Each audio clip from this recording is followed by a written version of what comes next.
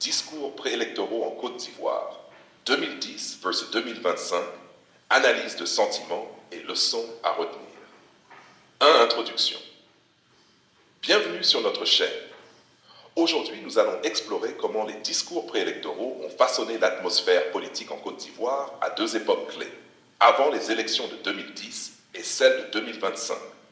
À travers une analyse de sentiments, nous comparerons le ton, l'émotion et les messages véhiculés par les leaders politiques et tirerons des leçons pour prévenir les dérives et favoriser un climat démocratique apaisé.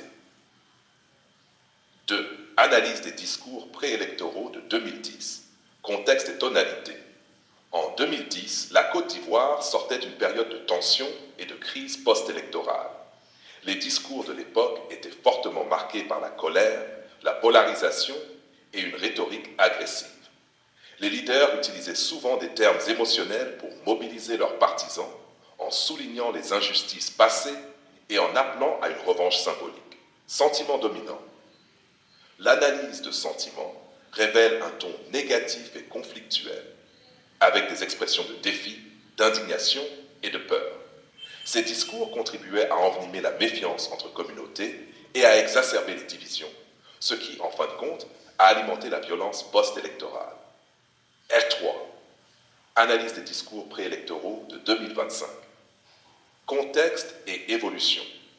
En 2025, la Côte d'Ivoire se trouve à un tournant décisif.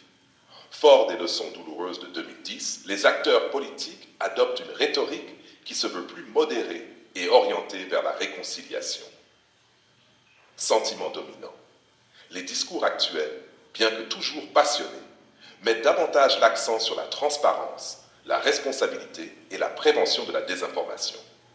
On remarque une volonté de rassembler plutôt que de diviser, avec des appels à l'unité nationale, au dialogue inclusif et à la vigilance contre les manipulations qui pourraient raviver d'anciens conflits. 4. Comparaison et conjecture. Comparaison directe.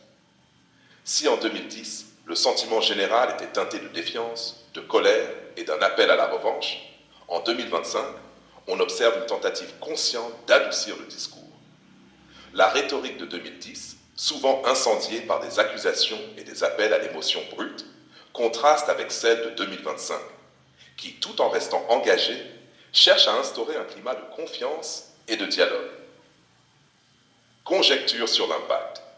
Ces différences de ton suggèrent que la façon dont un leader communique avant une élection peut influencer la stabilité post-électorale.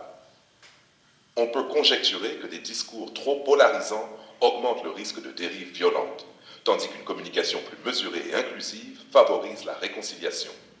Autrement dit, le choix des mots et l'intensité émotionnelle véhiculée ne sont pas anodins. Ils préparent le terrain pour l'après-scrutin. 5. Conclusion et leçons à retenir. Leçon clé. L'analyse comparative nous enseigne qu'une rhétorique électorale doit être soigneusement calibrée. Les discours de 2010 montrent que l'exacerbation des émotions négatives peut provoquer des divisions profondes et des violences. En 2025, malgré des enjeux toujours élevés, la volonté d'unifier et de promouvoir un dialogue ouvert est un signal positif. Appel à l'action. Pour que la Côte d'Ivoire ne répète pas les erreurs du passé, il est crucial que les leaders, les médias et les citoyens privilégient une communication responsable et inclusive. La modération dans le langage et la transparence des messages sont des outils essentiels pour garantir des élections pacifiques et démocratiques. Merci de nous avoir suivis dans cette analyse de sentiments. N'hésitez pas à partager vos impressions dans les commentaires et à vous abonner pour plus d'analyses politiques. À bientôt pour une nouvelle vidéo.